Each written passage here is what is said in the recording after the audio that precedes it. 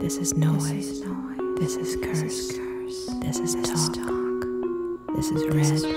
This is pale. This is ache. This is laugh. This is slow. This is shock. This is throw. This is fire. This is break.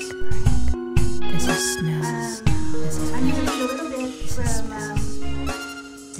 some of the poems that were chosen for, much to my surprise, as Tom knows, chosen for the Best American Poetry.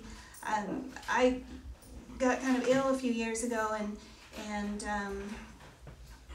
finally had surgery that pretty much fixed it last year, and I was very bewildered by my illness, and I have a visual aid here. During that period, I'll pass these out. I have a bunch. I taught in Austin and gave some readings there on Thursday, and so I have extra copies.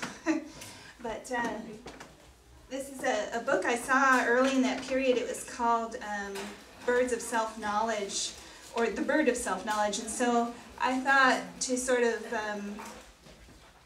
keep a pulse on my illness, I would write a bird of self-knowledge poem every day, and I didn't manage that. I wrote maybe 2 or 3 a week, and I also thought my illness, most writings about illness really bore me, and my own illness bored me, so I decided to just sort of write about my state of mind, and I chose these particular birds to reveal my state of mind.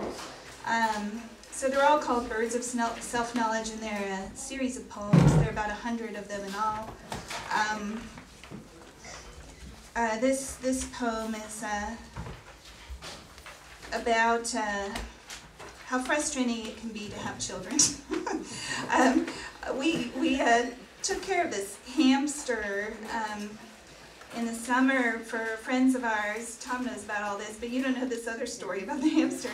I have terrible insomnia, and I got up in the middle of the night one night as usual to write, and I couldn't concentrate, and so I went into this bedroom where this hamster was sequestered because of our cats.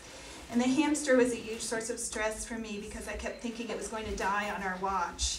And anyway, while I was trying to write a poem, I looked off in the corner and saw this odd, sort of amorphous looking object, and it almost looked like sort of a jellyfish or something. I thought, well, what's that? I was a little afraid of it, and I went over, and it was my underwear. And the hamster had chewed on my underwear, which gave it this jellyfish appearance. So anyway, and then I was just so exasperated because I thought, well, how can you do anything profound if a hamster is chewing on your underwear? So in this poem, I changed it to a rat, but I probably should have left it as a hamster. So, Birds of Self-Knowledge, this is called Warbler of Punjab. She channeled James Joyce before breakfast, but then he chose to honor the yapping electric poodle toy. Massive plankton die-off, coral reefs bleaching, my genital pendula tick-tock. If, upon waking, you notice a rat has been gnawing at your underwear, do not attempt any profound activities. I beg of you, find me corn silk, bottled queen's breath, Ganesh, to help this soul become a swimming place. This poem is called Bobolink of Science Museums. Each poem is titled with a bird's name. A male bobolink to me looks like Einstein for some reason. They're very bald looking. Ancient maps of the world featured sea monsters, wax models of fetuses in wombs. Beware a holy whore, the equation of look and lack. Shelley's heart did not burn in the funeral pyre, so he kept it for millennia, wrapped in paper. And for y'all who are non-poets, Shelley's heart really did not burn. We still have it. It's very mysterious.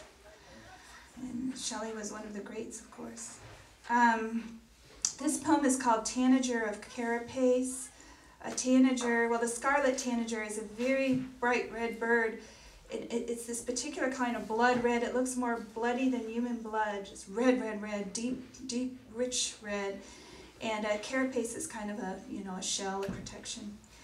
And I wrote this particular poem because I had read just one line in the newspaper that was just horrific about this UN official was saying that in our world it is now more dangerous to be a woman than to be a soldier because rape has become such a prevalent weapon of war that in the majority of countries on this earth, so many women are raped during war that it's just, you know, I don't know, it was really disturbing to me, obviously, and I couldn't even figure out how to write about it, so I copped out and took the surrealism approach.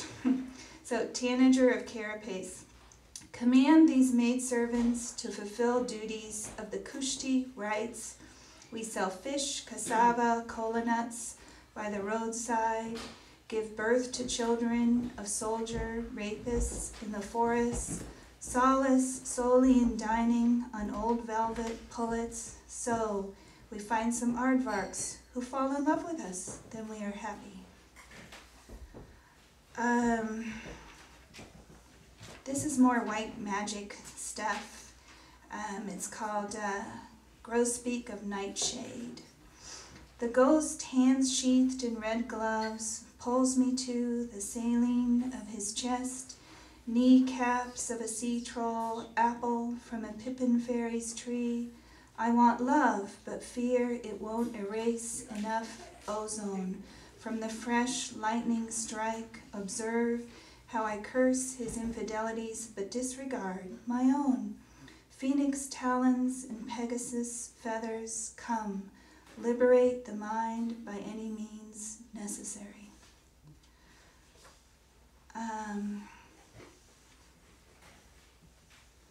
It's another poem about having children or having a family, and I decided that frozen macaroni and cheese could be the voice of God. It's called Junco of Skunk Musk. In the Hindu magic mirror, my astral influence and occult magnetism perceive America devour her children, denying that the inclinations of friendship are in all fruits and vegetables. Horse hoof pairings tossed with marigold diapers and nipple shields on our marriage bed, pie tin of glowworms fizzing. Be wise as a serpent, the frozen macaroni and cheese says softly, but harmless as a dove.